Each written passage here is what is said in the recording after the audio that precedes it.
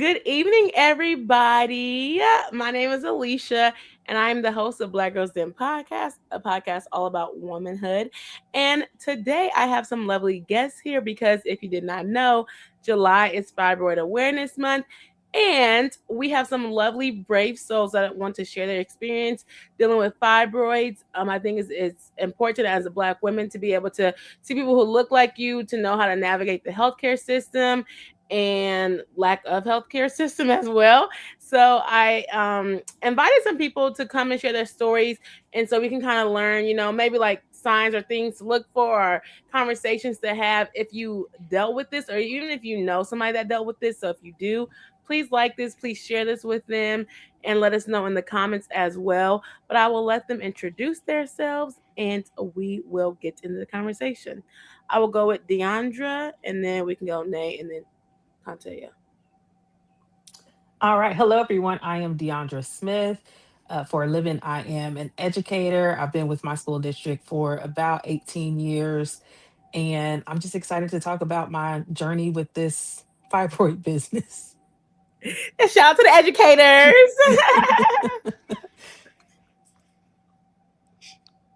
Hi, my name is Nay Franklin. I'm also an educator, elementary art teacher currently, going into my 11th year. I'm excited to share my journey and hoping to bring some awareness to those who need to know the symptoms and what it looks like for them. Hi, my name is Contea Allen, also an educator, headed into my 13th year of education, and I'm just looking forward to talking about the process, maybe discussing surgery, just other things that you can do just with fibroids. Yes, thank you all so much. Y'all are veterans in the education game. I love that. Okay. That is so cool. I'm not that part of education. I'm more higher education, but yeah, it's okay. Mhm. And so I wanted to first, just kind of, I don't even know if people even necessarily know what fibroids are. Like, we hear it. But I guess I want to know, like, how did you all find out that you all have fibroids? Maybe if how you can share that. For me, it was the pain that I was experiencing that let me know that I had fibroids. I would cramp so much and be in so much pain that there were times that I would have to call into work because I knew that I wouldn't be able to make it through the day. And Mm, there came a point in time in which I would this might be TMI, but this is what we're talking about, but I would bleed through my clothes. mm, And when it spoke with my gynecologist at the time, I ended up switching twice. Uh I went and spoke with her, and she let me know that I had fibroids then. mm. hmm hmm Were they like And it was already? only one that they said. It Oh, was like, you only have mm, one, it's very small. And I'm like, if this thing is small, it is causing me a whole lot of havoc. Mm-hmm. Yeah. that's what I was wondering, because they be saying it's small, but I'm like, well, how big is it? How small is it? I don't even really know. But okay, hmm that's how you found out. Anybody hmm else want to share? I went through a roller coaster in order to to find out I had fibroids. So I actually was at a job that I hated and for multiple reasons. And come to find out, the insurance that I had through the job was just not the best. And so, because I hated the job, I was stressed all the time. I gained a lot of weight. And so, I started to think that the weight gain and, like the heavy cycles, I've always had heavy cycles since I was a kid. So, I always thought that was normal. I thought it was normal to have heavy cycles. I thought it was normal to have back cramps. Sometimes I would have dizzy spells. Just like DeAndre said, I've had to take days off from school when I was younger, time off from work. And so I'm thinking, I'm gaining weight. I'm going through all this stuff because I'm stressed. My cycles are supposed to hurt. And so the doctor, fibroids run in my family, so I always knew it was a possibility I'd get them. So I went to the doctor because one night I had a clot that was the size of a tangerine. And I was like, yeah, this is not normal. Like my best friend's a nurse. I call her at 2 o'clock. I'm like, I just had a tangerine size clot. It's not normal. She's like, you need to go, you need to see a doctor ASAP. So I went to the gynecologist at the time, and she basically minimized all of my symptoms. That's a normal cycle. You're being dramatic. So I ended up finding a better job, getting better insurance, and my stomach was rock hard. At this point, I had gained about 25 pounds. So I did all my research. I literally spent 2 weeks just obsessing over fibroids. What are the symptoms? What are the options? Everything. Because I'm like, I'm not going to go and let another doctor tell me that this is normal. I'm going to go in and know everything there is to know about fibroids so that I can tell them what I want tested for versus going in naive. When I went in for, routine testing, the doctor was like, no. When I lay down, my stomach was rock hard and protruding. She's like, no, there's absolutely something there. The pap smear was very difficult for her to do. And I have Kaiser Permanente now. She ordered an ultrasound the very next day. The ultrasound showed that there were 5 massive fibroids along with several small ones. And she called the next day and said, and this is all the week of Thanksgiving, said, Friday after Thanksgiving, we're open. You also need to get an MRI. And so that quickly, and it just take having a physician that took all of my concerns seriously. She was like, no, we're not, like, so much time has passed and you don't know how long you've had them. So she was really quick to just get me in there to get tested. So that's how I found out that I had fibroids, but it was definitely a roller coaster. Okay, so because the first time you heard it was like between you took like was it like some months and then you went back, or was it like years? So it was like, but maybe a year and a half in between when I went to the first gynecologist and to when I went to the second one. And then I know with some of your future questions, it'll make sense of why. Like I really think God put the time period for, in between. But I had actually went to that first gynecologist several times with these concerns, and she just continued to brush me off. So I started to like lose hope. Like, she's not listening to me. I don't know what else to do, because if I go to the ER, they're just gonna send me back to my Right. Mm-hmm. primary care. So I was eating right, trying to lose weight, and I'm just like, nothing is working. There's something deeper here. But thank God I was able to switch insurances with my new job, and had a primary care physician who was like taking everything I said seriously, and she was able to get me in the lab quickly so that I could get tested. Yes, we love that. Doctor Who listens. Last but not least. Yeah, so mine, I just went in for like a regular routine annual exam at the gynecologist, and my doctor was kind of doing the exam and pushing around, and she said, and I said, what? Like, what do you mean? And she said, well, there's something going on. She's like, but it's probably just fibroids. Like, took her gloves off, didn't act like it was a big deal at all. And so she scheduled me for an ultrasound. I came back. They did an intravaginal ultrasound. They were like, yeah, it's fibroids. I had a follow up with that same gynecologist, and she just said, well, yeah, I mean, it's just, we know they're there. It's not really anything to do about it. We're not worried about it. So we'll just keep an eye on them. I didn't really have any symptoms other than like, I've also always had like a heavy period. But even at that point, I was like, oh, well, that's normal for me. Like that's just the way that my life goes when I'm on my period. It's not anything to stress about. But just especially over the past couple of years, it got progressively worse to the point where I was like, we've got to do something else. I got to figure out some other sort of solution, because this is not sustainable for my life at all. Oh, okay. And how long, I guess, like how many do you feel like it was like years between it, or do you feel like Yeah, so I also have switched providers, just because doctors who don't listen don't do anything good, So I got diagnosed with fibroids maybe 4 years ago. And then 3 years ago, I switched providers. And that person had me coming in annually for intravaginal ultrasound. And then we switched to like MRIs when we started thinking about like what is the more long-term solution. So yeah, it was like a year between finding out that I was diagnosed and then going to someone who took it more seriously and who had my health at like the center of her care. And then she ended up referring me to someone else who actually completed my surgery. Oh, okay. I thought this is not even just about this. Don't y'all just say how many steps you got to get through to do all the stuff? I'd be like, child Yes. insurance, this like, and like you got to keep up with it because you got to contact us. It's like it's so much stuff to just even make an appointment to even figure it out. I'd be like, y'all, we need to figure out something else. But that's just insurance But and Capital but America. I will say after switching to Kaiser from my previous provider, everything was quick, to be honest.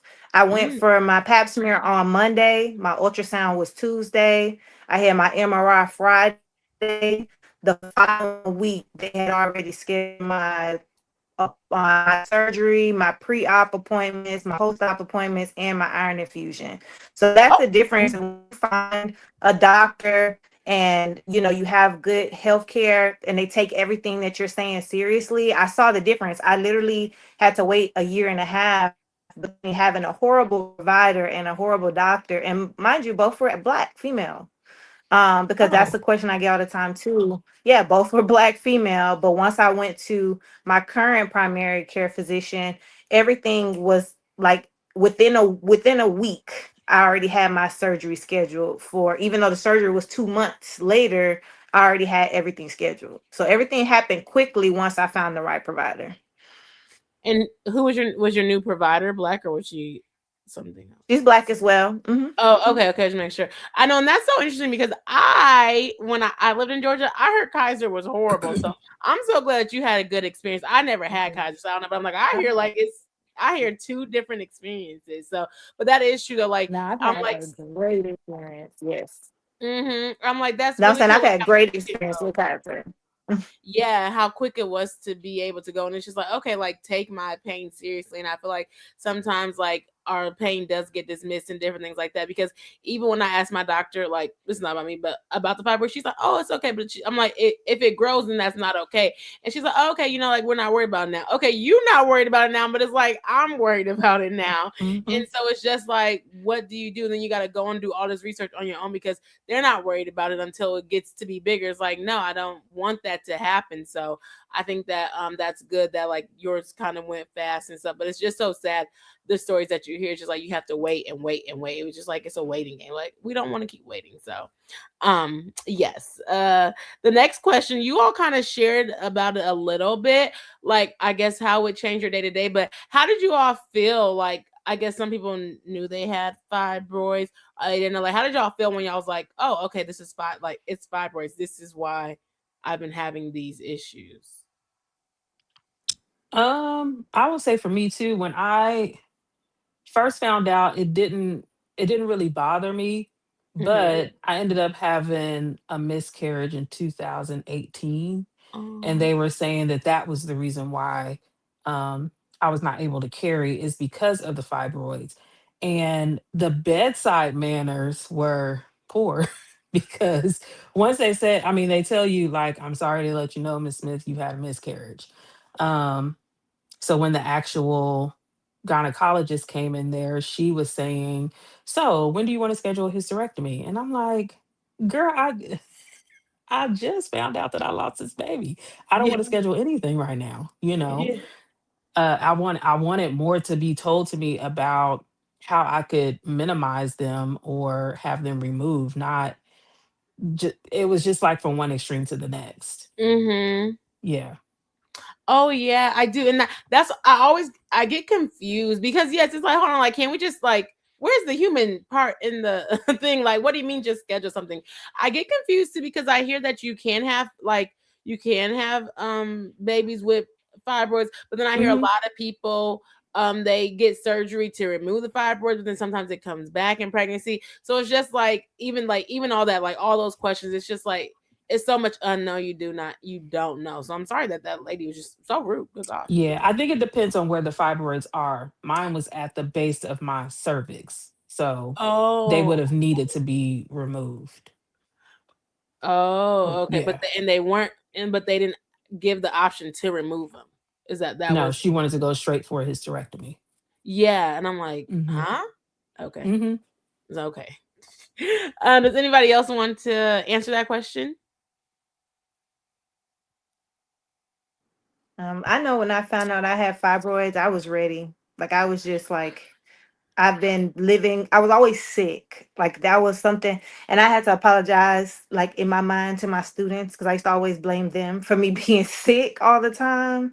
When I'm like, found out it was like a deeper root. And I was like, you know what? I'm not gonna say it to them, but I'm sorry, because I was mentally like blaming my students because I teach elementary, and if you know, elementary kids are Uh-huh. gross. Uh-huh. But I once I found out, I literally am the queen of, I obsess over whatever is going over, like in my life, in my life. And I was obsessing over research, like obsessing. I was like, I looked up a UFE, I looked up open myomectomy. I was like, I'm too young, I don't have children, I don't want a hysterectomy. So I started like really looking up stuff, and I was just not excited like hip hip hooray, but like I'm excited like that there's an option for me to like get back to normalcy. So I was ready to like make the next step to get my life back. So I Mm, was excited to know what was happening and ready for the next step. okay, did they give you how did you know what to look up? Like how did you know what to research? I honestly looked up everything there was to know about fibroids. Honestly, location of fibroids, how they can impact you, size, how they, the different things that they can contribute to hormonal changes. Because I started having a Mhm. lot of skin breakouts, and I'm thinking all of this is from stress and work, but it all started making sense. Come to find out, my iron was in the negatives. I had no Yep. iron, and I'm Yep. riding my bike, I'm hiking, I'm getting on Peloton 5 days a week, and then I'm going to work and I'm sick and I'm tired, but I'm still doing Hmm. this.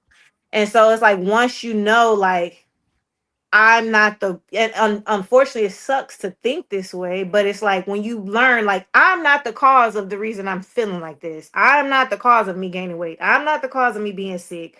I'm not the cause of my skin breaking out. It's like, okay, now that I know, what's next? And I just started looking up, like, what are the different options of surgery, how, like, what kind of questions to ask, what kind of demands to make. Because like Deandra said, some doctors are quick to jump to hysterectomy, and it's like, Hmm. no, there's medicine has advanced in so many ways that why taking my uterus or parts of it is the only thing you can come up with, especially at the time of a miscarriage. Like, you want Yeah. to take my uterus after I just lost a Yeah. child? Like, it's crazy. So I just really looked up everything and like just got my questions ready and knew like what I wanted for my life so that I could gear my questions and my demands for my medical team so I could see where I could go as far as what I wanted moving forward. I do want the option to have kids. I don't want to Mhm. take it from me. So I just literally went like 2 weeks day and night, just everything fibroids. That's so interesting that you said that because literally yesterday I typed in my thing. I said, "Why does my skin keep breaking out, child? Why does my skin keep breaking out?" And now every time people talk, I'm like, "Oh, this is a new revelation. Oh, do I have fibroids? Oh, is my skin breaking out because I have?" Now I'm all nervous. I'm like, I don't even know what I have. What's going on? But yeah, my skin never used to break out, and I always used to think it was like my cycle when my skin used to break out. But now I'm like, well, now my cycle gone. So why my skin keep breaking out, child? Oh, child, I'm about to be doing some research. What about you? Yeah, I think I was kind of indifferent. Well, maybe indifferent is not the right word. But I wasn't worried because my provider, the first provider that I had, she didn't seem concerned. Like I vividly remember her like doing this exam and then just like pulling her gloves off and like, oh yeah, well I think it's fibroids. It's nothing. Like we just know they're there. It's not a big deal. Um, but especially after I got the diagnosis with fibroids, I was like, oh my gosh, like I got to research and see what's what. Like, oh, well, maybe that is why I have been having heavy periods because I religiously go to the gynecologist. I'm there every year. You Hmm. know what I mean? Hmm. And this was the first time that it was found, and she found it just by like pressing on my stomach. So I'm like, well, how long has it been growing? We don't know, you know? Um, but especially after like Deandra, I had like a similar experience where I was like, okay, well, what do we do for him? And she was like, well, you know, I don't do anything for him. She's like, I just do a hysterectomy. So like your options are like keep the fibroids or do a hysterectomy. She was like, but since you say you want kids, then I guess we won't do a hysterectomy. Like we'll just watch it. Which was crazy. And the reason that I ended up switching providers, because I was like, you don't seem like you were on Yep. my team at all. You ain't listening, right? Um, so yeah, after I switched providers, and I went to that provider who was like, oh, okay, well, let's get you established as a patient. Let's do an ultrasound, and then we'll check again in 6 months, with another ultrasound to see like, are they rapidly growing? Like what are the dimensions looking like? Because I had one at the time, but by the time I had switched, that like year later, I ended up having three. So she was like, well, since we know you had one, now you have three. We're going to check again in 6 months and see, do you have three more? Are these three that you have just bigger? Like, what's the status looking like, you know? And that made me take it more seriously because I felt like she took it more seriously. And it seemed to be a priority. So I was initially kind of like, oh, well, you know, I have fibroids. Like, I'm not going to have a hysterectomy. I'll wait and see what kind of goes. But switching providers and having someone who was like, no, we're going to take it seriously. We're going to monitor the status of them and think about if we need to, you know, what we need to do, what our plan of action is. That made me feel more like, okay, well, yeah, let me do my own research, like Nay said. So yeah. Mm-hmm.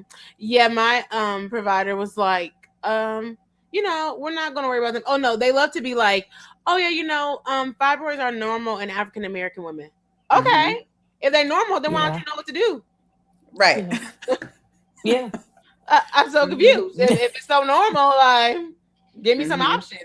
She didn't give me any options. She was like, oh, you can get on birth control. Huh? That's what she said. She said you can get on birth control. And I was like, no, I don't want Mhm. to get on birth control. No, thank you. Because it's like a 50-50 chance. Oh, it may, no, is it going to work? I don't even know 50-50 Yep. chance with no birth Mhm. control.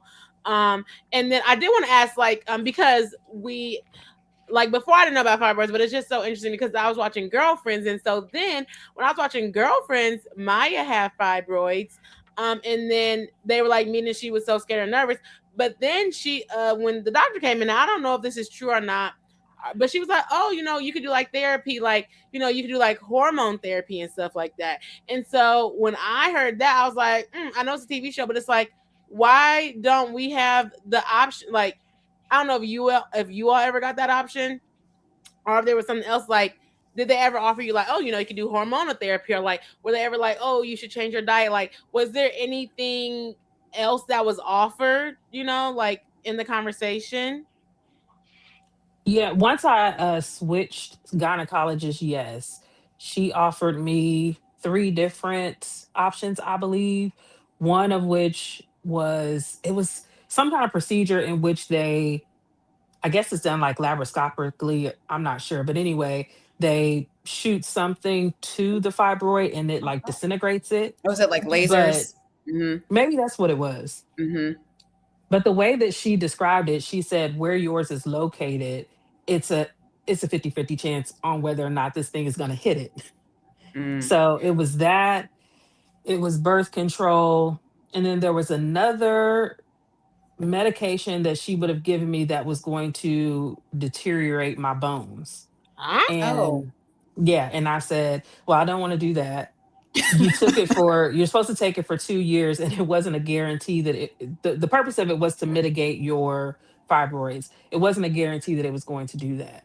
But after the 2 years, there was going to be some bone density issues or something like that. And I was like, I don't want to trade this for that. I Right. just Mhm. Right. don't want Right. to. Like, so Yeah. I don't got no fibroids, but I also don't got no bones. Right. Exactly. And I may or may not have them because it's not a guarantee that this procedure or this Mhm. medication is going to get rid of them. Yeah. It's like it's Yeah. never guaranteed. They always want to be like, oh yeah, this might. No, thank you. Yeah. I'm a. Right. So I'm I a. ended up doing the birth control and Oh, it did not end well for me. Oh, that's so Mm. sad. I was like, Hmm. it didn't work. What's birth control supposed to No. do? Is supposed to. Well, what is birth control supposed to even do? So the birth control is supposed to mitigate them too. It's supposed to shrink them or get rid of them altogether. Yes, Yeah. and it didn't Yeah. work. It did not Mm. work. I took it for 5 months. Mm. Um I bled for 5 months straight. Oh. I think I might have had 3 days of no bleeding, Mhm. but and I would call them. So after, I want to say after month one, maybe, I called and was like, this is not normal. And they're like, oh, you need to give it 90 days. Call back after 90 days. I'm still bleeding. Call back again. And each time that I would call, they would say, well, let me speak to the doctor. And then they would call back and said, she said to continue to take it. Well, after the five Mm. month period, I was like, I don't care what she says. This is not normal. Mm-hmm. Like, And so then you I just switch stopped taking it. providers. Are you still with? Did you switch providers after that? No, I was still with her. I ended up going ahead and telling her that something needed to be done aside from that. And so I did end up getting a hysterectomy. Oh yeah, because it's like I'm Hmm. bleeding every day. Like that impacts your daily life. Yeah. Oh yeah. Like Oh yeah. that impacts your life. Like I'm just so confused. That's why I be like, huh? I be like sometimes I Hmm. be like, are y'all women? Are y'all don't understand what I'm going through? Like, are Yeah. y'all women in mailbox? Yeah. Let me be quiet. But like y'all don't know the pain of periods. Okay, y'all. Yeah. Okay. Mm-hmm. And Mm-hmm. I do kind of wonder. I'm like, do y'all go to the doctor? I wonder like how it is when y'all at the doctor. Like when y'all sit like, do you just do you want your doctor to be dismissive? Like I be thinking about that, but yeah. Hmm. Hmm. Nay, Yeah. what about you? Did you feel like you was like, did you get any other options like hormonal therapy, baby birth control, or were they like change your diet or something like that? No, I told him I wanted surgery. I Oh, wanted to get it out because it was to the point where my when the MRI came out, my largest fibroid was like 25 centimeters. Mm. And that was the largest, and I had five large ones along with multiple small ones. Mm. And it was to the point, the same way you could see a baby's foot sticking out like and when a woman's pregnant, you could see one of my fibroids on my side. And some days it was hard to walk, like it was so hard to walk. So I was just like, when is the surgery? I can't live like this. But I did try, when I, like I said, my diagnosis to surgery date was like 2 months. mm-hmm. But I did try like a holistic approach in that time. And I believe it worked because my fibroid that was 25 centimeters, when I went for surgery, it actually had shrunk to 18 centimeters. Mm. Oh, So had I probably discovered that I had them sooner, I feel like maybe even if I would have still had to have surgery, I feel like maybe that approach would have still helped shrink them and make mm-hmm. them smaller, and maybe I wouldn't have had to get like such a large incision. But I was pro surgery because I at that point my uterus was the size of an 8 month pregnancy. Yeah. Yeah. So I was just like, I just can't live like this. So I mean, I'm no one's ever excited about surgery, Yeah. but I was just like, I'm ready. Like, I need my life back. It hurt me to Mm-hmm. do Yes. everyday Yeah. things. I never experienced the bleeding every day. Like, I would probably have cursed that doctor out like a long time ago because I can only imagine like how like fresh Yes. you bleed for Yeah. 6 days and it's like Mm-hmm. Shoot, two That's days enough. for That's real. enough. Hmm. like so I can only imagine. But yeah, I went ahead and got the surgery, and I was just like, just sign me up. I'm Did cracking you up. get a So, hysterectomy or did you get them removed? The I had myomectomy. I had an open myomectomy. Mm-hmm. can you Oh, explain okay, to okay. people what that is? 'Cause I don't know. So I had an open myomectomy, which is pretty much a C-section surgery where they cut you open and go in and remove the fibroids. Mhm. So it does save the uterus and the chance of having children in the future. The only thing that I'm like unhappy about with my surgery is I was told that I was going to have a horizontal cut. But when I woke up, I had a vertical cut, so my stomach Mm-hmm. is hideous. And I woke up Mm. and I had this long cut that goes above my belly button all the way down to the bikini line, and it curves. I woke up. There's a video. It's hilarious. I woke up and I looked at my stomach and I was like, "Whose stomach is this?" And because I had staples and Mhm. it was bad. Like it was bad. And I was just like, "Oh my god!" But they were so big and so far up and to the side that there was no way that she could have gotten to them through Mm. the traditional bikini Mhm. cut. And so I'm learning to like, this is your scar and all that, inspirational stuff, but my stomach is still hideous. But Not inspirational stuff. yes. But like I said, I'm at this place, I'm 33. It's like I would like to have kids. If I have them, I'm okay. If I don't have them, I'm also okay. I just don't want the decision to be made for me that I can't Mhm. have children because somebody decided to take them away. So I'd say the only difference that I would, now that I've been through the surgery, is I would look and see if I could find a least invasive doctor who has experience taking out larger fibroids without having to make such a big incision. Because if Mhm. they come back, it's like my stomach could look like a road with a whole bunch of incisions. So I don't want to go through that again. Not a road. I have a question to follow up on that, but I'm going to ask this question so I don't forget it. What holistic approaches did you take? Like for someone who might, might still be kind of debating, like the teas? Were you like eating something or kind of like, So I actually, it's crazy, but I went to this holistic store. It's in the hood in Atlanta, but they like the people who run it are Muslim and they live their life through holistic approaches. And so I did the fibroid formula, which you take a teaspoon after each meal, and then there's a tea that you drink every day. mm-hmm, And I did that. It is the fibroid formula is like $40, and it lasts a month.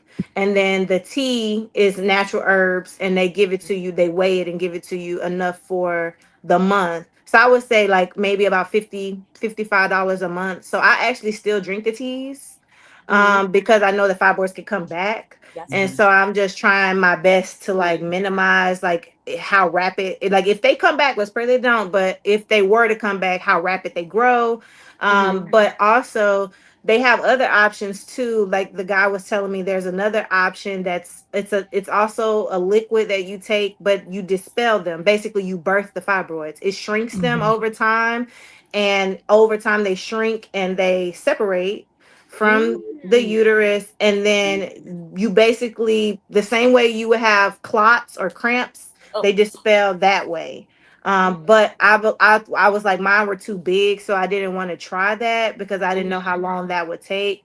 But I definitely did the fibroid formula and the tea. So I would look at any holistic stores mm-hmm, in your area. And the reason I didn't go the online route is because I wanted to be able to speak to someone and ask questions because I know that they deal with people coming in for them all the time versus online. You may or may not get customer service. You may get an email back or not. But yeah, I just went to a holistic place. It wasn't the cutest place, wasn't the cleanest place, but it's right in the hood in Greenbrier in Atlanta. Oh, 100%. Yes, I remember we talked about that too. I'm still trying to find some holistic place, but this girl was telling me about online and well, she's on social media, like Instagram or whatever. So I haven't really done that, but I have like thought about the research and things like that. And I wanted to ask because I was like, this is a question for everybody, but I'm like, as we know, fibroids can come back. So I was like, with the surgery, it's like it's so permanent, but that doesn't mean that they won't come back. So I was gonna be like,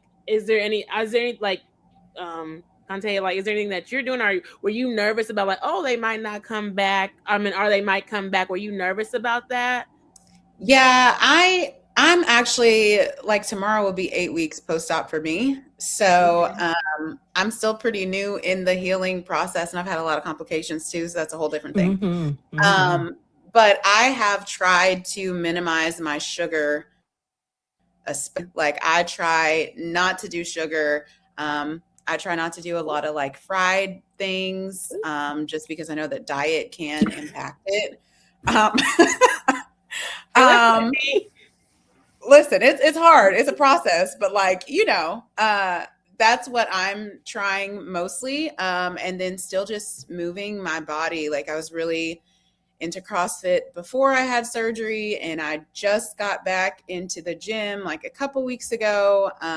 So just being very intentional about getting movement and monitoring like how I feel. And because of all these complications that I've had, I have seen my doctor like every week. Last week, I got a good report, so I don't go back for like a couple weeks, but still, like, I'm in constant contact with my surgeon, and she's lovely. She's great. I completely trust her. So I just ask all my little crazy, silly questions to her, and she does not make me feel bad about it. She's always very thorough. Um, so yeah, I just plan on keeping on. What Okay. surgery did you have?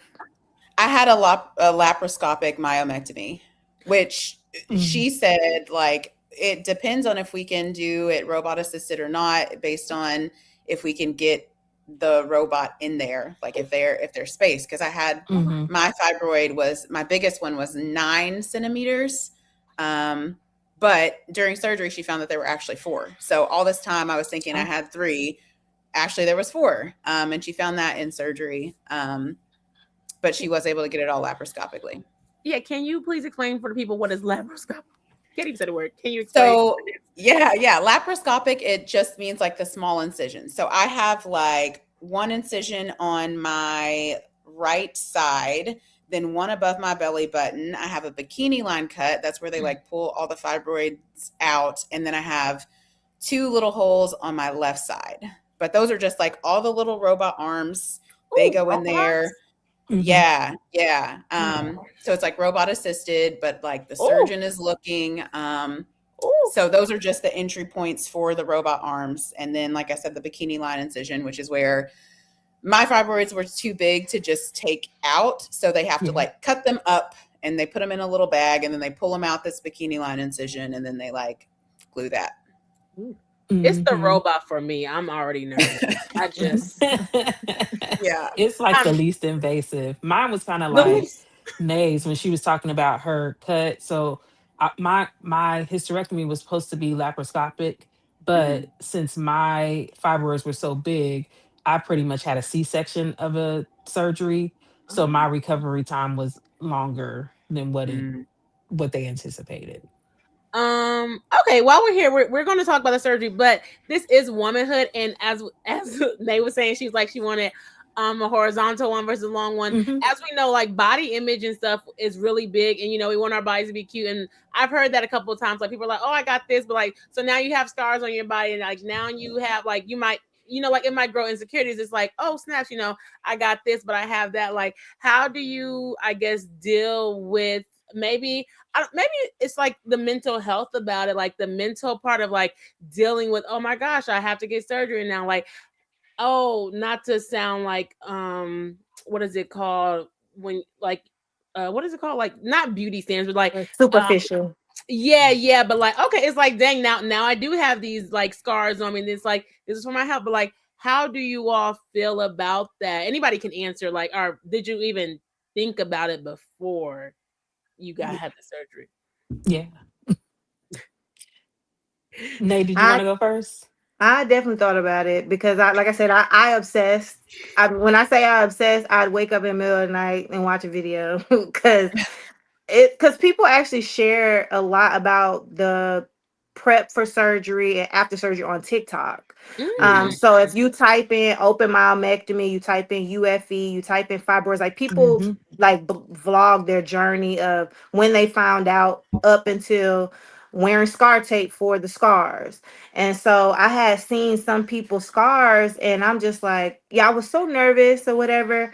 But like I said, I was more so concerned about quality of life Yeah. versus like I know a scar could come. But now that I have the scar and it's huge and hideous, my scar is actually raised, so it's not a Mm. keloid. It's called a hypertrophic scar, where it looks similar to a keloid, so it's raised. Mhm. It's raised like a keloid, but a keloid can go wild, meaning like it. like the hypertrophic follows where the scar is. So if you have a vertical scar that's up and down, the hypertrophic scar, it looks just like where your incision is. It's just slightly raised.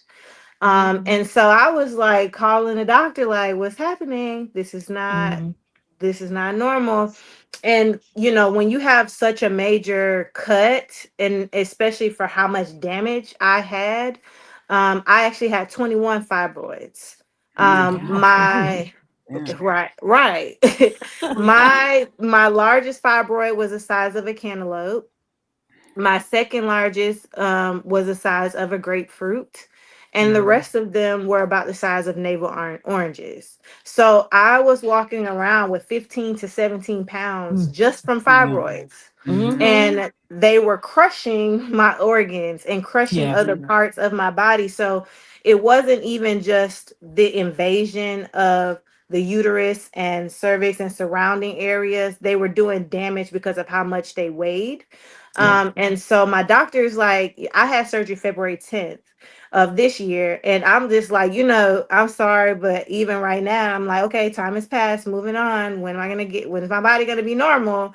And she's Mm-hmm. like, for how much, she showed me a diagram of how much everything was where there was red is where there was damage to my other Mm. organs. Yeah. And she said, this is how it looked before the fibroids were removed, and this is how it looks now. So it was still very much red. And she's like, just imagine a cantaloupe sitting on top of your stomach, inside of on top of everything. It's literally crushing everything. And so Yeah. I was like, okay. So she's like, don't focus on how the scar is looking. You got to think about how much internal healing is still taking place. And Mm-hmm. apparently, like hypertrophic scars can take up to 3 years to fully heal. So I'm doing everything they're saying: the vitamin E oil, the bio oil, the cocoa butter, Mm-hmm. the scars, and eventually I'll go get some steroid shots. Because my thing is, the scar is there. I would just like for it to be flat and not Mm-hmm. raised. Oh, like a Mhm. Mm-hmm. oh, okay, okay, okay, girl. Because you were saying science words. I'm like, baby, what in the word, child? Yeah, I'm like, hypertrophic is just raised. It's just raised Yeah. versus keloid Mm-hmm. oh, is raised and it mhm. spreads. It spreads. Mm-hmm. Oh, okay, Yes. okay. I see what you're saying. I didn't I, know either. I didn't know either. I'm I was like just a like, science watcher. Okay, that's all I know. That's all I got out of science class. I just was like, if I ever wanted to do Sports Illustrated, my dreams are gone. That's all No, I know. nowadays they could put something on your stomach, girl, baby. They got so much stuff. They wouldn't even know anything about it. They wouldn't even see it. Anybody else No, want to that's share funny. their experience or what Yeah, they it definitely to for me, it messed with my mental because by the time I got to where I was, you know how you all go in for the pre-op and they do the biopsy and all of that. So when saw? I went in for my biopsy, you're awake for that. When I went in, he looked at, well, the nurse practitioner looked at the screen and she was like, she started cussing. Oh, Is this what they couldn't find? Like, I don't even have to touch you and I see what the problem is. Mm-hmm. And then when my doctor, the surgeon came in, he said, Deandra, how much pain are you in? I said, a lot. Like I didn't even know Mm-hmm. how to quantify it. A Yeah. lot. And so he went to do the biopsy.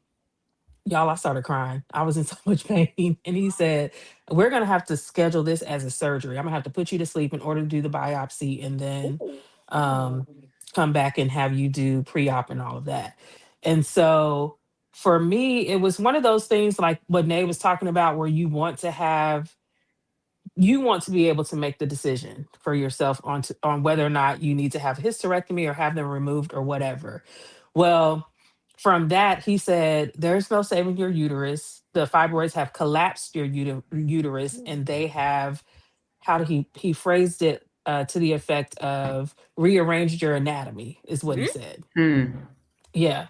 And so he was like, as much as I would like to save your uterus, because he was trying to talk me out of having the partial hysterectomy. And I was like, not like I've been to four different places this year, and each time I went on vacation, I bled, and it just was not enjoyable, and I Mm-hmm. just didn't want to continue to live my life like that.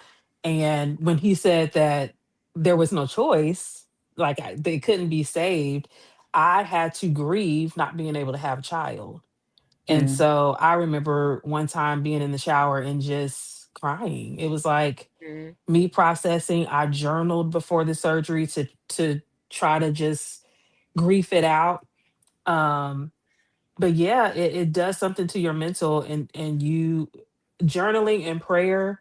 Yeah. And the guy that I was dating was very, very supportive. My That's family was good. supportive, and that truly, truly helped.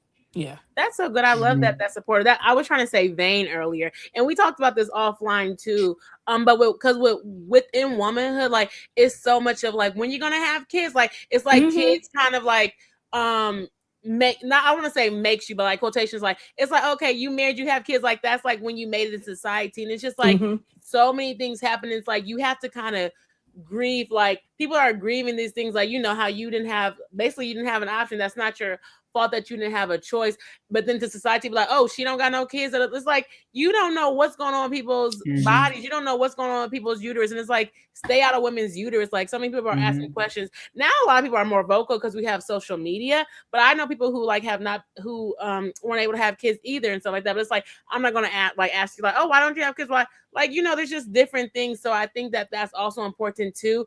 And to show like you're still a woman, no matter if you can have children or you can't have children, or there's different ways. Like I feel like that's just like a big, like a sensitive like topic and subject when it comes Hmm. around it, because we do have now even endometriosis. Some people can't have kids because of endometriosis, and it's like these are only things that affect women, but men be having so much to say. I don't get off of them, but they be trying to be all up in women's bodies. Are they like, oh, you need this, you need this? Excuse me, sir. Do you get periods? Do you have to go to the doctor? Like, you don't have any of that to say. And so it really just like Mhm. boils my skin that it's like, oh, are they be like, oh, I want a football team. Well, how you gonna have a football team? What Hello. Mhm. Hello. what are we doing? Mhm. Do you even have the finances to afford a football team? Hello. No, you Or the don't. Okay. patience. Or the So patience. Yeah. yeah, Yeah. it's just like, and it's so sad. But then also now they be talking like geriatric pregnancies or whatever, like 34 or something like that. So, but now women are waiting to have kids later. So it's like all these things that like kind of like as a woman you have to take into account, because first you got to have somebody to have the kids with y'all, and that's already a struggle. So then you got to deal with that, and then it's like then you got to wait to see, and then something can happen, and it's just like it's just so many different things, and I think sometimes it's like really women deserve so much grace in what we do. Because I know if I ran for president, baby, women would have to go to work the first day of the cycle, shoot, the second day of the cycle. They might just have all the days off of me, baby. Like I'm like, don't let Hmm. me run for president Hello. or Alicia for office. Mhm. president. Alicia for Okay. president. I'm executive order every Yeah. at least 2 days off for women. Like what? And for this, for women to birth everybody, there is no grace, no this, no nothing for that. And I think that that's also sad too. Even like this, even with your like you were talking about your miscarriage, they were how they be talking about like people well like it's like I don't know the word, but like when you have the baby or whatever, like when you have a baby, what's it called? Like they don't like abortions. I forgot what it's called. Like when people be talking about basically like not killing the baby. Hmm. Like I'm Like talking about like anti. the what? Is it anti? Are you saying like the people who are anti Like the No, abortion? pro-life. yes, the anti, Pro but life. yes, the pro life people, but like when they be like, oh, when they talk about how there's like still, I forgot what a baby is like when it's first. I'm trying to figure out like when Oh, it the starts fetus. growing. The feet, Yes, that yeah. the fetus. Yes, yes. I was saying all that to say like a fetus, like, but when you have a miscarriage, just like, are you giving me time off because like is that in there? But if to for like abortions, but you have time, like it's like y'all don't think about everything. Whether it's like abortion is Mhm. like do I get time off? I still had to deal with something. A miscarriage, that's so much. Like you have to grieve so much. Like the woman asking you, do you have to have a hysterectomy? Like, dang, I just lost a baby. Now I gotta have her. Like, do I even have enough time to even take off for that? Like all Mhm. the things that I think that doesn't come through within healthcare are just human in general. It's like there should be more time for women's bodies, and I just don't think that that's something that's talked about enough. So I'm gonna get off the tangent, but Right. I will say that's why this conversation is so important. Because sometimes and I will speak from experience, sometimes you don't have sensitivity because you don't have understanding, Mhm. and you don't have knowledge of something. So Mm-hmm. two things that I've like learned just from my journey is I really started to feel bad about myself and my weight and everything in my stomach when some people will start to ask me, are you expecting, are you expecting, are you Mhm. expecting?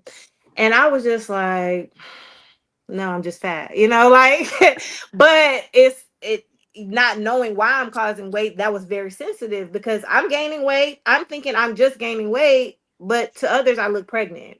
Um, Mm-hmm. and so, first of all, it's kind of weird sometimes to ask people, "Are you expecting?" Because people do carry weight.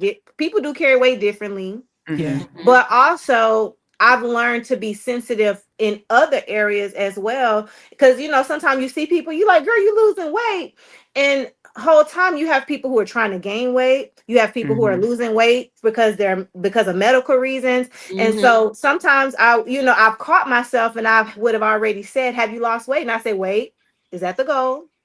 Is that the Mhm. goal?" Because it's like you want to be sensitive because Mm-hmm. people don't always want to put their business on Front Street, Yeah. but you want Mm-hmm. to be sensitive to what someone could be going and make them Yeah. feel comfortable in that. And when you make the correction to, think about somebody's feelings, if you may have already overspoke like I have before, I think that brings like a different level of humanizing And that empathy. person. Empathy, Mm-hmm. Mhm. Yeah, exactly, Yeah. empathy. without having to Mm-hmm. know, without having to know. Yes. Yeah, I understand what you are saying too. And I think that's what it is. People like empathy, men like empathy. They don't even know what you're going through because Lapita has talked about it. And just imagine Mhm. Lapita talking about it. She has so many fibroids. She's an actress. Do you know, like, child, I could remember a line to save my life, baby. She trying to remember live, trying to remember lines, got to go to these events, got to do this, got to do all this, and you just didn't even know how much pain you have. Luckily, like, we might could take off a day or two. I don't even get that much sick day at my job. That's why I'm looking for another one, but off record. But um, Jessica, I don't know if y'all know her, but her name is like Jessica Nabungo. She was the first Black woman to travel to all the countries, and she showed pictures of like how Mm-hmm. she is like she looks pregnant in some of her pictures, and she has to get another surgery, or like she just talks about her surgery kind of too, and that's kind of when I know like, oh, fibroids make you look pregnant. Like I don't know, and maybe I should be on TikTok a little more, but people don't. I was always like, people don't really talk about health issues as much anymore, but I'm like, I feel like sometimes it's very sensitive, but sometimes people should kind of share them or different things like that because you really don't know, and then you're thinking you're the only one. Like that's why I was saying, thanking y'all for sharing y'all stories, because I'm like, I would only know in conversations with Black women. I was talking at like a Bible study, and this girl, she was talking about how she had fibroids, and I was like, oh my gosh, I just left the doctor and like that. So I'm like, as much as stuff is like, oh, be quiet, don't tell anybody, like keep it in. I feel like that kind of hurts us and discredits in what we can share, so people can know in what you want to tell. Like, I'm not saying tell you all your business, but like some things that people are going through, because sometimes you could be helping somebody else, or sometimes you could be like, oh, I have that symptom, let me figure it out. So I think that that's important too within these conversations as well. Mm-hmm. Contea, did you go through Mhm. something like where you felt mentally drained or what have you? Um, a lot of my stress was around surgery. I listen, y'all, this is crazy, and I know it's crazy, and so you don't have to tell me because I know. Mm-hmm. But I had never had like any type of surgery. I'd only been put to sleep to have my wisdom teeth taken out, and that was, different. So it was like I was undergoing surgery for the first time, and I spent weeks like full of anxiety, telling people, well, let's get lunch because I don't know if I'm gonna wake up from this surgery. Like Oh no. I might, this might be the last you see of me. Um, so I also like through my employer, we get a few visits to a counselor, and I took Mm-hmm. advantage of all those visits to the counselor because I'm like, Mhm. I understand that this is not a normal way of thinking. This is not how people would process this. Um, but like, I need help for real. Yeah. So I did that. I did some journaling. I did a lot of praying. I talked to my mama. Mm. Like, it was a lot. And yeah, just also grieving the fact that like the fibroids can come back and I don't have children and people are constantly Mm. asking me, and I've been married for a long time, so it's like an expectation, right? Mm-hmm. yeah, it was a lot more mental for me. And then even especially like coming out of surgery, there's been a lot of mental load and like I just want to feel normal. I just want to feel like myself. I would just like to not be tired after working a half day, you know? Mhm. Yes. Um so yeah, that's it's just I'm a work in progress, I Yeah. guess. Yeah, one thing that I hope, I'm not sure if you're in any Facebook groups. If you have Facebook, they do have groups for Mhm. myomectomy, and that's for Yeah. all myomectomies. But something that I went through, and a lot of women go through, I was not aware of, is sometimes after hysterectomy or myomectomy, you go through what is called a hormonal depression.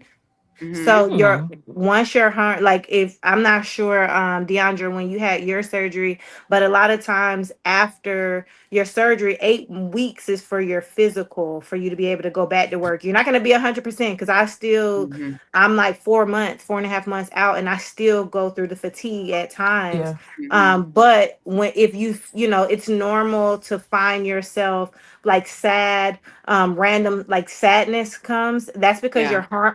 your hormones are still regulating, and you're still Mm. going through it, and it's like you'll be trying to figure out, why am I sad, why am I thinking like this, why am Uh-huh. I down. It's called the hormonal depression because your Mm. body and your hormones are still regulating. So if you're still going through those things, I don't want you to think that you're not normal, and it's like, oh, this is not, no, it's normal. And there's a lot of women who go through it, because I was like crying because like my Mhm. avocado fell on the floor, and I like was like, why am I so, I was like just sad about the most random things. I was Mhm. like, it was a lot. And I read, I like, a lot of women went through it. It was a hormonal depression. So it's just know, like, even you say you're 8 weeks, the journey Mhm. is still ongoing to Yeah. like get back to your normal self. But also, it's a marathon, not a race. Your health is something that's ongoing. Don't beat yourself up because I'm ready to get back to myself 100%. Hmm. You're gonna Mhm. take some time to get there.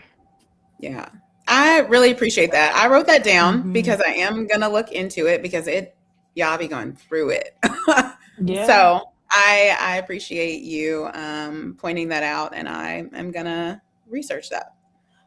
Yes, I love that you shared that. As we're wrapping up, you kind of spoke to it, Deandra, a little bit. You kind of said earlier, but within the Facebook and stuff like that, like support, like what does your support look like since you all like recently just had your surgery? Like, did y'all like share with friends or family? Like, how did you all kind of like lean on your support system?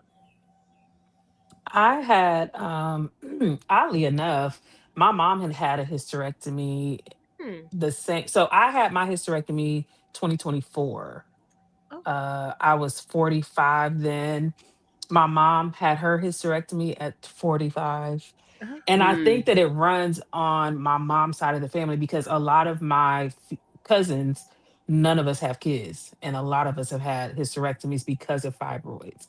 And Oh. so before my surgery, I was able to call them just to kind of see what their experience was, what it was like when they were recovering, because I just Mhm. wanted to know all of that. Um, Kind of like what Kenteo was saying, you almost fixate on like what is this going to look like afterward, you know? Mhm. And for one of my cousins, she had complications. For me, it took me longer to recover because it was more like a C-section and not laparoscopic. And Mm. then one of my other cousins, she had a little complication, but not as much as myself and our other cousin. So I was able to lean on family. And like I said, guy I was dating, I was able to lean on him. And then my mom could give me firsthand, like, this is what I went through. And basically to get somewhere and sit down. Because Did we you? want to hop up and do Uh-huh. everything, you know? We're Mhm. not used to just being still. So yeah. Mhm. How long did it take you to fully recover? You feel like since it was like If 2024. I'm being honest with y'all, so before I went into surgery, the week before I went in, they did not understand how I was upright and they wanted to put me on bed rest until the surgery because my levels were so low. I ended up getting two blood transfusions in the whole Mm. nine. Um and so I, like Contea was talking about with exercising, and I do the same thing. I do boot camp. Okay. exercise. And I was like, can I continue to go to the gym? He was like, hell no, you can't. You can't go to the gym, Deandra. And so for me, although it's been 2 years, it has been quite the journey to get back to where I was Mm-hmm. on a fitness level. Mhm. And some of it was like I would lose my breath so much before the surgery that I think that it's one of those mental things that I have to work through. Like, give yourself grace and just go and see what you can do, you know? Mhm. Mm-hmm. So I feel like Yeah. I'm still working through that, if I'm being honest. Okay, Yeah. okay, no worries. Thank you for Yeah. being honest. I was just wondering. I just didn't know when you had it, so that's what made me think Hmm. about it. You said that you had before y'all answer. You said you had to do blood transfusions, and I just wanted to ask: is vitamin D not vitamin D? I mean iron. Is iron connected to fibroids? Does anybody know if? Yes. Hmm. Because Uh, the loss of the fibroids, just think of fibroids as a parasitic baby. Yes. When you have a Yeah. baby, you are eating for you and your baby. When you have fibroids, the fibroids are taking the nutrients and the blood away from you. So the loss of blood, so like the continuous bleeding, because some women Hmm. bleed for years or weeks or Mhm. months at a time.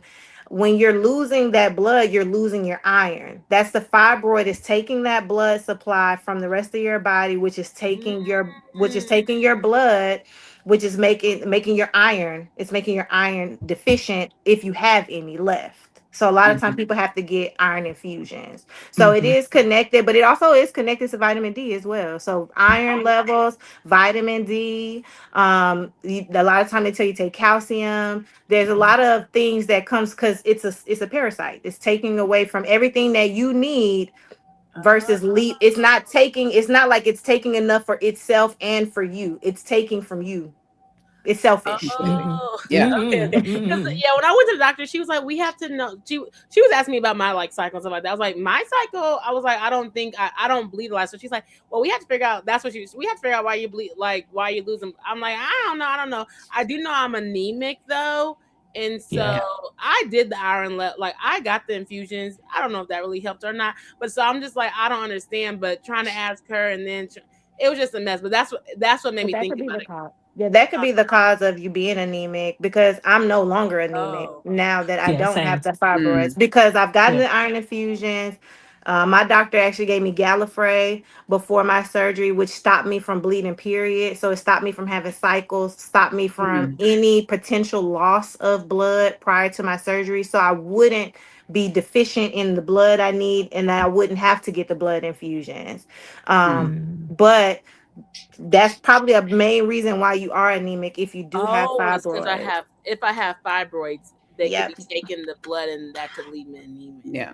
Mhm. Yeah. Oh, maybe I should ask more conversations like this. Yeah, because I thought it was the other way around, but I don't really know. And so okay, but that I can see And that because they're don't like, oh, tell. Don't you said ask. what? Tell.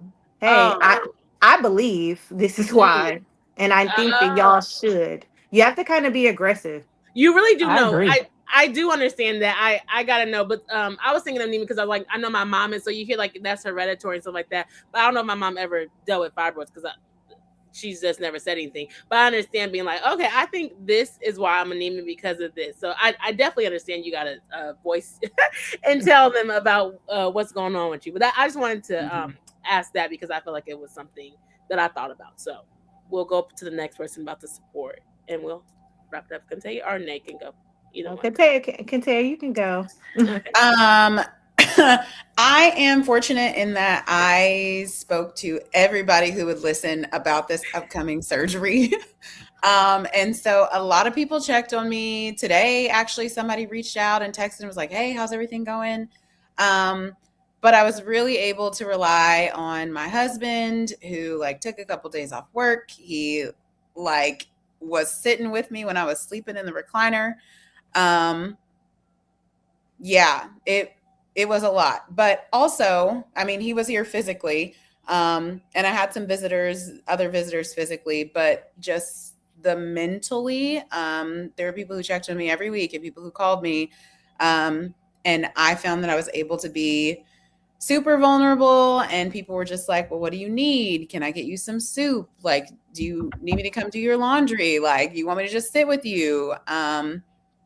So I felt very fortunate to have a big group of people who were always there. And I didn't always take them up on it because I'm so terrible at accepting help.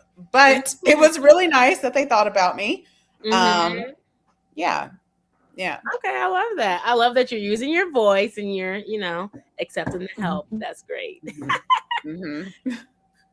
Hmm. So I actually created a wish list of the things that I needed Mhm. for surgery. I used about most of the things that I got, but I was like, I rather have everything than to be missing something and need it. Yeah. And so I sent out, a message to those close to me. Of course, when you're going through it, you don't think clearly. So I did forget some people to send it, but I did make a wish list of the things I needed, like for recovery for surgery. My best friend is an RN, and so I actually asked her to be like my medical power of attorney in case, Oh, because no. when you go in for an open myomectomy, sometimes there could be complications which cause them to have to do a hysterectomy. Hmm. And so I wanted Mhm. them to speak to her before making any of those decisions, since I wouldn't be able to speak for myself. Hmm. And so I asked her, and she's like, I was like, the day of my surgery, you just need to be available to, answer the phone. And she's like, okay. So then she calls me like 3 days before my surgery. She's like, well, I won't be able to answer the phone the day of your surgery. And I was just like, what do you mean? And so she's and so she actually was like, well, I'm not going to be able to answer the phone because I'm originally from Houston, Texas, and live in Atlanta. So she's like, I won't be able to answer the phone because I'll be there. Aw, that was Ah, And so y'all, sweet. I Yeah. try not to cry, y'all, because I was Yeah, like, yeah. that was because Hmm. good I was like in my feelings, like, what you mean you don't answer the phone? What you mean? Like, and so she came up here like Monday. She left Wednesday. Um, I just had like so much love, y'all. Like my students. Sorry, y'all. I teach the Oh, you're entire. good. I teach the Yeah. entire school. I teach 801 kids. I teach art. When I say the last week, I got so many notes. I got kids that said, "Don't open this until the day after the surgery. Don't open it." Mhm. And like to see like so many people reaching out, like my administrators, they're technically not supposed to reach out to you because you're on leave, but they Mhm. would send messages like, hey, I'm not supposed to check on you, but we care and we want to make sure you're okay. And I'm such a workaholic, y'all. The whole time I'm out, I'm like, how is the project going? How is this going? Do y'all need help? Y'all need, I can make this if y'all need me to make this. And Hmm. it was just like DeAndre said, it was like God saying, girl, sit down. Like sit Hmm. down. But Yeah. I was like getting so much support. Like people literally came and sat with me. Like, Hmm. Aw. hey, because I'm struck. I don't. I. It was hard for me to send a wish list because Yeah. I'm Mhm. such a baby. We gonna budget this. We gonna like. I'm so used to just doing for myself. So Hmm. Mhm. asking for that was a lot for me, and so Mhm. I never wanted to ask people to come sit with me, to come spend time with me. But people like my friends actually got together and made a schedule. So there was never a time that I was truly alone because they Yeah. always made sure like someone was here. My aunt called, like my aunt was like calling me. She literally had my medication schedule and was calling me when it was time for me to take my, like, you better take that medicine. Like so it was just a beautiful thing to have support in such a hard time. And because like the hormones, I was already emotional. I didn't have like crazy complications. I just couldn't eat. And y'all, I like to eat. So that was hard. Like I just couldn't keep stuff down for like two Yeah. weeks. Oh, yeah. Like Uh, the day after, because they tell you can't eat after 12. I didn't get to eat, and my surgery wasn't until 3. So I'm like, I didn't eat since midnight, oh. and my Mhm. surgery started later. So I was like hangry when I woke up. And I was just, even the night that day, I was able to eat. But like after that, for 2.5 weeks, I could not keep Mm. anything down, even jello, applesauce. And so just having like truly support, my best friend meal prep for me for like a month and froze everything. So it Oh. was like oh my God, y'all love me. Like for real, for real. Like not Mhm. just when I'm like doing well. Like y'all actually care about me. So Mhm. that was it was a dope experience. I would just tell people ask for help. Like people don't know. Like what they say, the strong friend needs support too. Stop Mhm. being that strong person and ask people. If you need help, you want somebody to come sit with you and talk with you, or just be there for you, just ask. Because people are willing to do it. I love that. So schedule it in the morning if you have to have it. But I love that because everybody's not single or everybody's not in a relationship or whatever. But I think sometimes it's important to what you're saying, like your friends coming and showing up.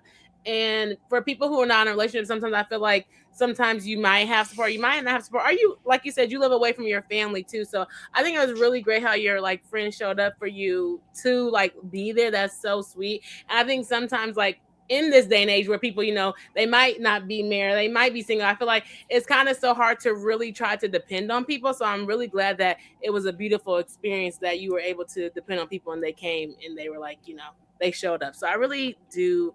I love that. I think that that's so important, and it's so scary because people talk about that with any surgeries that they have. Like surgery is like a big thing, and now I'm like, oh snaps, like that's a bigger like it's much more to think about than like, oh, I'm just getting this. Is like the aftercare about it is like you have to think about that too, like the Mhm. prep and then after and how you're going to do your normal duties and stuff like that, or everyday duties. And oh my gosh, your kids, that's so sweet. I was gonna say, you see how it's so sad, like they're like, oh, we're not supposed to reach out to you because people, the way that the system is set up is just like, no, like people are people, we're human. Like if you like somebody, you should be able to reach out to just check on you, not to say to give you no work or whatever. But I was weak because you shared it with your kids that you were gonna be like that you were gonna be out too. Yeah, I shared with them that I was having surgery. Mm. I like explained. I just told them I had little tumors in my stomach. Oh. And and the kids were like, I'm gonna pray for you. But it was funny because I knew the long-term sub that I chose. And Oh. she called me one day while they were in class. 'Cause I was like, you could call me. Those are my kids. Those are my children. I tell them I'm your mom while you're with me. So the kids were like maybe 5 weeks. I had to have 8 weeks of leave. The kids were like, so you're coming tomorrow, right? Like it's been long enough. And it was just like the kids are just like so hilarious. And when I came Mhm. back, it was just like the kids were, because I actually lost like 25 pounds. Like my stomach Oh. went down. And Mhm. kids are hilarious. They was like, okay, body tea, body tea. Oh my gosh.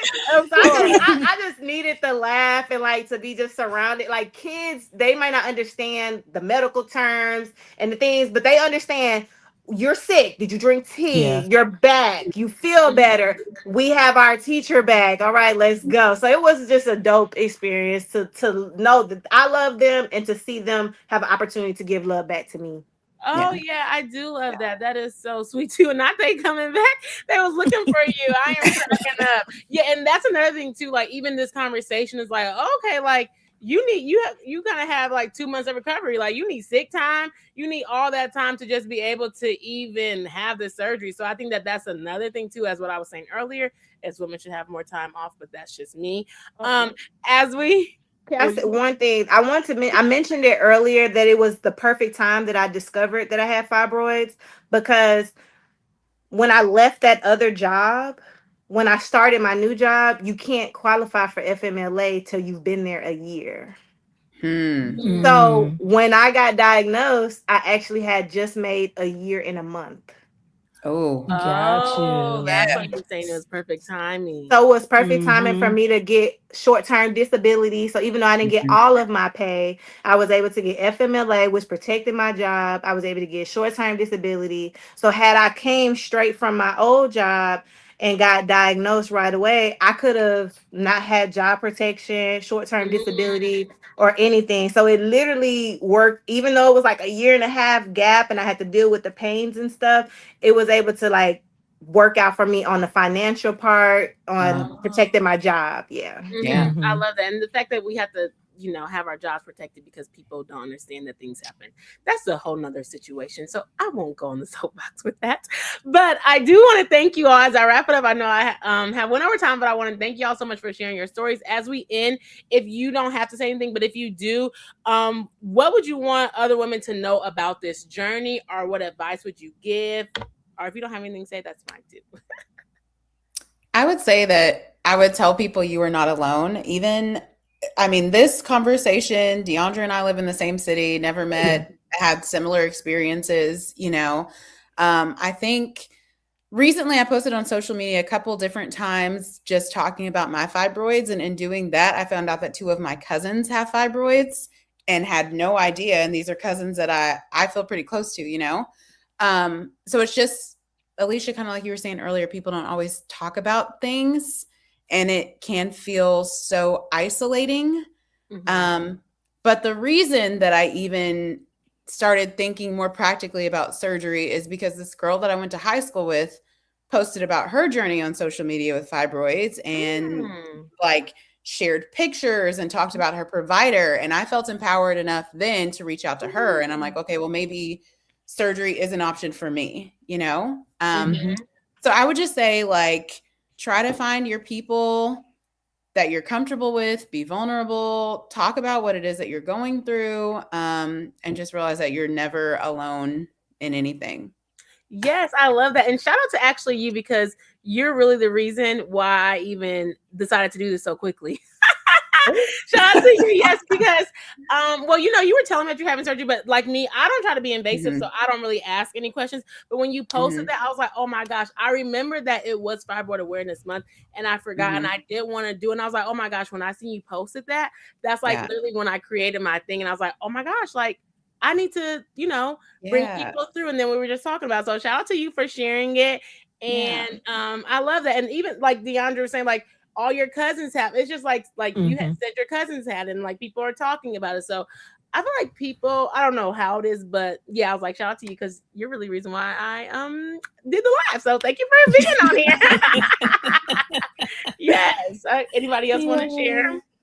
I would just say advocate for yourself. Alicia, offline, I can give you the number to a naturopathic doctor here in town. Oh, If you want to go that route. I did try that route and it was too far gone. And okay. then there is a guy, I listened to a podcast. He's actually a doctor in Atlanta. And he was talking about how they try to sterilize Black women. And so I reached out to him to see if I can go the UFE route. And I could not because of where the fibroid was situated. But the fact that he reached back out to me so quickly, I was very surprised by that. So I have information as far as he's concerned too. So if you wanted to share it with your listeners later, then I can give you that information as well. Oh yes, I love that. I definitely will. Yeah, that's one thing that I was going to think about too. And because you were saying about your cousins, I was like just thinking about the conversations in the family. But yes, like they're trying to, like, I don't know if they're trying to do, or it could just be unfortunate. But it's like I was literally like, well, if Black women aren't having kids, the generation's gonna die off. And I had to think, I was like, dang, like between like people not having kids, granted, but then the unfortunate circumstances of not having kids, I'm like, dang, where the black people gonna be at? Like I kind of think about that now. So I'm like, dang, do I gotta have a kids for everybody? Y'all know. I'm not saying I want to have kids for everybody.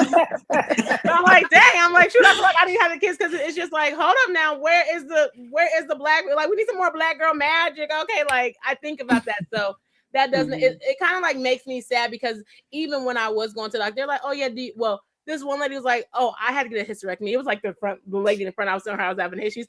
And I was like, she's like, I had to get a hysterectomy. She's like, how old are you? I was like, girl, I'm 25 or 6. She's like, okay, girl, no. Like, you don't even know hysterectomy. Like, yeah, girl, I don't even know what a hysterectomy is at that. I didn't even know what that was at that point. But she's like, you don't need one. Like, you're too young. Like, you want to have kids. I'm like, yes, I do want to have kids. So no, but then you hear things like that, and it's kind of scary. Like, okay, fibroids, endometriosis, the list goes on and on. It's just so scary there. So yeah, I'm just like, I hope we can kind of like figure out something, if we, get it quicker, or like learn about it quicker or something like that, to do preventive measures, so that, like we still got some Black people in the world. Okay. Nay, would you like to say anything?